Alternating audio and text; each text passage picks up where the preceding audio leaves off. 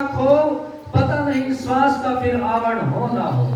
इस श्वास का कुछ पता नहीं, अब है थोड़ी देर के बाद नहीं है कि अभी तो महात्मा सत्यादास जी प्रवचन कर रहे थे, थोड़ी देर में पता नहीं क्या हो गया। दुनिया का जमवाड़ा इकट्ठा हो जाता है। आज तो सोशल मीडिया का समय है, अगर कुछ भी घटना घटित हो जाती है, नंबर दबाओ, टच करो और पूरी दुनिया में खबर वायरल हो जाती है। इसलिए हम लोगों के श्वासों की पूंजी को कि बंदे तेरे श्वास वृक्ष जैसे पात दिन दिन झड़ते जाएं। जैसे वृक्ष खड़े हैं, इनके ऊपर से पत्ते दिन प्रतिदिन झड़ते हैं, वो हर रोज कम होते हैं। लेकिन इंसान क्या देखता है?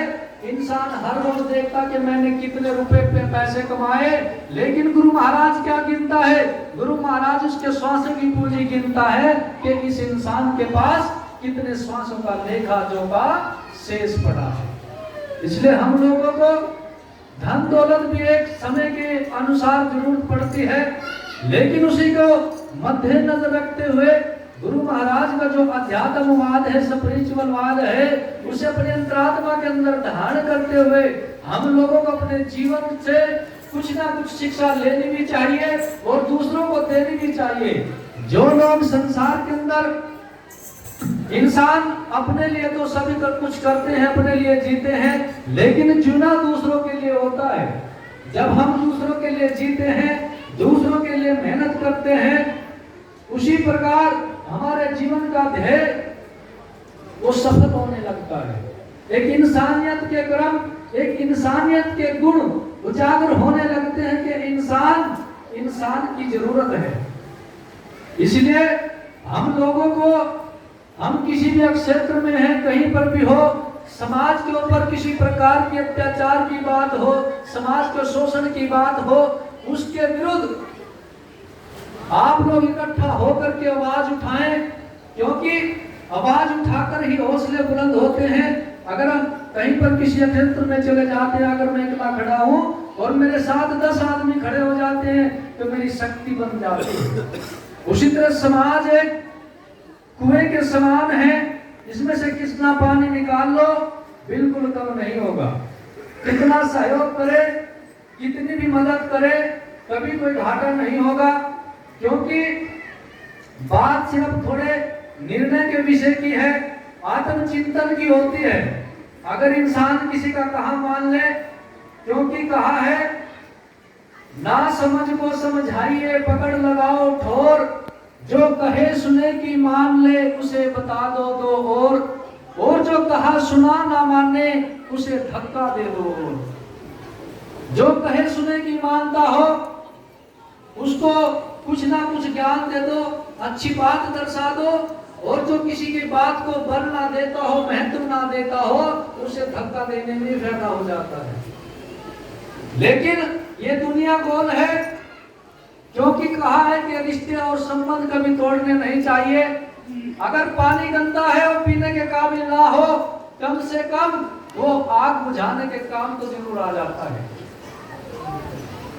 किसी भी जीवन के क्षेत्र में चले जाए तो सहन शक्ति इंसान को अपने अंदर रखनी चाहिए कि कोई इंसान हमारे साथ बुरा बर्ताव करता हो, उसको सहन करने की सामर्थ्य हमारे अंदर होनी चाहिए। क्योंकि जब हम गुरु की शरण में आते हैं तो वो लोग जो गुरुमुखी बन जाते हैं, उनका आम लोगों से रिश्ता हट करके अलग हो जाता है। वो लोग गुरु को मानते हैं, गुरु के विचार पर चलते हैं, गुरु की धारणाओं को अपने अंतरात्मा में समाने की कोशिश करते हैं। लेकिन जो मनमुखी लोग होते हैं, गुरु की विपरीत धारा के अनुसार चलते हैं, वो लोग संसार के कारणों से बिछुड़ जाते हैं, संसार के मार्गदर्शन से भटक जाते हैं। उन लोगों का समाज में रहते हुए भी कोई योगदान नहीं रहता। इसलिए समाज के जिस भी सेक्टर में हम जाते हैं, वहां पर के जाकर के हम आश्रम हथनी कुंड में आए हैं, घर से चल देते हैं कि हमें क्या कार्य करना है। कोई भी सेवा अपने अंतरात्मा में धारण कर लीजिए। हमने जाकर के वहां पर पानी की सेवा करनी है, 2 आदमी पानी की सेवा करेंगे। 2 आदमी अंतरात्मा में धारण कर लेते, हमें जूते चप्पल की सेवा करनी है। कोई कहता है भंडारे के बरताने की सेवा करनी है। लेकिन वो सेवा का जज्बा कब प्राप्त होगा? जब हमारे अंदर का वजूद ऐसा अहंकार या पन का वजूद खत्म हो जाता है तो सेवा भाव उजागर हो जाता है। इतने लोग, इतना समाज, इतनी दुनिया है, बार बार सेवा के लिए आपको आग्रह किया जाता है, पता नहीं समझने की कमी है या समझाने वालों की कमी है या किस चीज में खामी है, या किसी चीज को फॉलो करना नहीं चाहते, सुधरना नहीं चाहते या सिस्टम को सुधारना नहीं चाहते। बात कहां पर है? ये बड़े आत्मचिंतन की बात होती है, बड़ी गहराई की बात है। अगर आप घर से चले हो, कुछ ना कुछ साधन करके चले हो, किराया भी देना है, घर भी छोड़ा है, मेहनत मजदूरी भी छोड़ी है, लेकिन आकर के अनुशासन नहीं बरतते, सेवा के अंदर ध्यान नहीं देते, तो फायदा क्या है? कि संत के चरण ना पकड़ो, संत के आचरण भी पकड़ो। क्योंकि मैंने इस माध्यम में पहले भी कई बार बात की है कि अगर अंदर भाव है तो चाहे दूर से बंदगी कर लो, वो दूर से ही कबूल हो जाती है। अगर अंदर भाव नहीं है, भले बार बार चरण स्पर्श करते रहो, उसका भी कोई फायदा नहीं है। क्यों कि लाख कोस पर गुरु बसे, चेला चित के माही, तुरिया शब्द असवार है, छीन जाई छीनाई। अगर लाख कोस पर गुरु बसा हो और हृदय में सच्ची भावना हो, लाख कोस की दूरी पर गुरु महाराज हमारी मदद करने के लिए आतुर रहते हैं। अगर मन में भाव नहीं, प्रेम नहीं, चाहे गुरु सामने क्यों ना बैठा हो, तब भी कोई फायदा नहीं है। इसलिए हम दूसरे मिशनों की बात करते हैं, दूसरे समाज की बात करते हैं। उन लोगों का जो साधन है वो एक दूसरे की बात को मानते हैं, उनको बल देते हैं, एक किसी आदमी को प्रधान बनाते हैं, जिम्मेदारी देते हैं, उसका चयन करते हैं और चयन करके अपने जीवन की धारणाओं को उनके ऊपर छोड़ देते हैं। लेकिन बात विश्वास की होती है।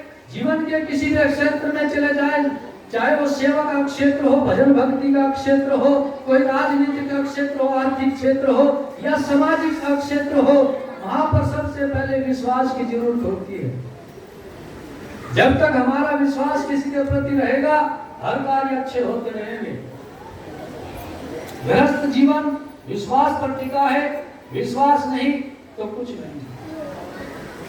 भक्ति माध्यम है, भक्ति के माध्यम से गुरु महाराज निर्देश करते हैं कि मांस मदिरा छोड़ दो, गंदे खान पान छोड़ दो, तुम्हारा जीवन में यहीं पर उद्धार हो सकता है। अन्यथा ऐसा कोई स्थान नहीं है, कोई जगह नहीं है जो आपके अधिकारों को आपको देने से मना करती होगी। या अन्य समाज में अवतरित हुए संत महापुरुषों ने इस समाज को लेकर कर्म किया है। इस समाज में जन्मे संत और रहबर इस समाज को ऊपर उठाने का कार्य कर रहे थे और कर रहे हैं, करते रहेंगे।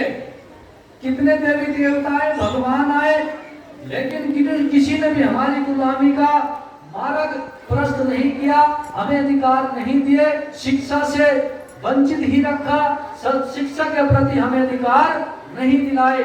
वही बदौलत हमारे संत महापुरुषों की, हमारे रहबरों की देन है कि आज हम IG, DIG, SSP, collectorate, DM, SDM बने हैं। वो हमारे महापुरुषों की देन है जिन्होंने समाज में रह करके इस समाज को जागृत किया है।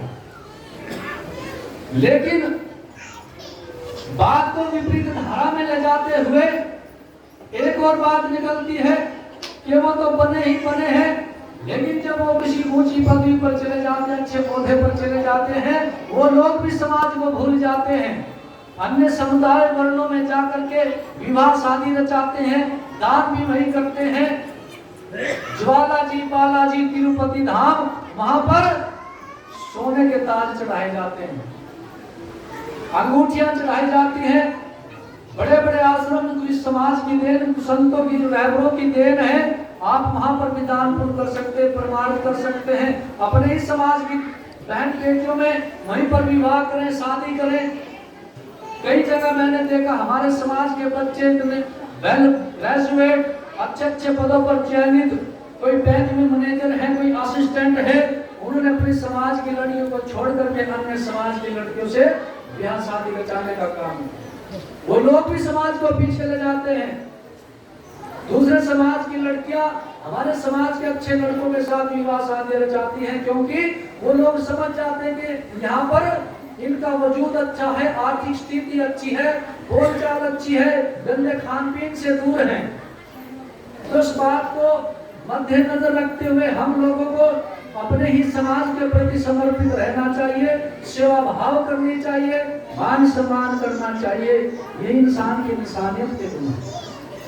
तो गुरु प्रेमियों, आज के सत्संग के माध्यम से 15 अगस्त 1947 के भारत देश स्वतंत्र हुआ और 75वीं स्वतंत्रता वर्षगांठ के इस उपलक्ष्य में आप सभी बधाई के पात्र हैं। समाज के अंदर जन्म कुप्रथाओं से ग्रस्त होकर इस समाज में जन्मे, इस भारत देश में जन्मे सभी किस्म के पुरुष हो, स्त्री हो, नर हो, नारी हो, किसी भी कौम वर्ग से सभी ने संघर्ष करके इस देश को आजादी दिलाई। और आज हम उस गुलामी को छोड़ते हुए आज अपने संत महापुरुषों के विचारों को धारण करते हुए आजादी के रूप में स्वतंत्र जीवन धारण कर रहे हैं। ये बड़े ही सम्मान की बात है कि एक इंसान के लिए स्वतंत्रता कितनी जरूरी होती है। स्वतंत्रता के बिना एक शेर को पिंजरे में बंद कर दे वो भी निराधार हो जाता है। एक गाय भैंस को खूंटे से बांध दो उसका भी मनोबल टूट जाता है। अगर एक इंसान को पिंजरे में बंद कर दो तो उसकी स्वतंत्रता का प्रकाश उस इंसान से पूछ के देखिए कि स्वतंत्रता और आजादी, फ्रीडमिटी क्या होती है। इसलिए आजाद रहिए। आजाद देश में हमने जन्म लिया है। आजाद विचारधारा रख के आजाद जीवन जिए और आजाद रह करके समाज में सेवा कीजिए। तो आने वाली जो तीसरा रविवार होगा 19 तारीख का पड़ता है, क्योंकि बहुत से आश्रमों पर तारीख निश्चित की गई है, यहाँ पर तीसरा रविवार निश्चित किया गया है। बहुत से लोगों को ध्यान नहीं रहता तो सत्संग में तारीख को खोल दिया जाता है। 19 तारीख तीसरे रविवार की पड़ती है और महात्मा किशनदास जी जिनके आश्रम में समाधि है उनका 18 सितंबर को निर्वाण दिवस के रूप में मनाया जा रहा था, लेकिन वो तीसरे रविवार की वजह से 19 तारीख को होगा। महात्मा किशनदास जी की जो वर्षगांठ है, पुण्य स्मृति है, वो तीसरे रविवार को यानी 19 तारीख को 19 सितंबर को होगी। सभी गुरु प्रेमी, क्योंकि मैं देखना चाहूंगा कि आप लोगों में किसी के विचार सुनने से क्या बदलाव आया है, कोई बदलाव आया है या नहीं है आया है, आप बदलना चाहते हैं या ना बदलना चाहते हैं, वो आने वाली 19 तारीख को निर्णय होगा। क्योंकि बार बार किसी बात को कहना समझाना या तो उसमें निखार आ जाता है या वो नष्ट हो जाती है। दो कार्यों में से एक कार्य जरूर बनता है।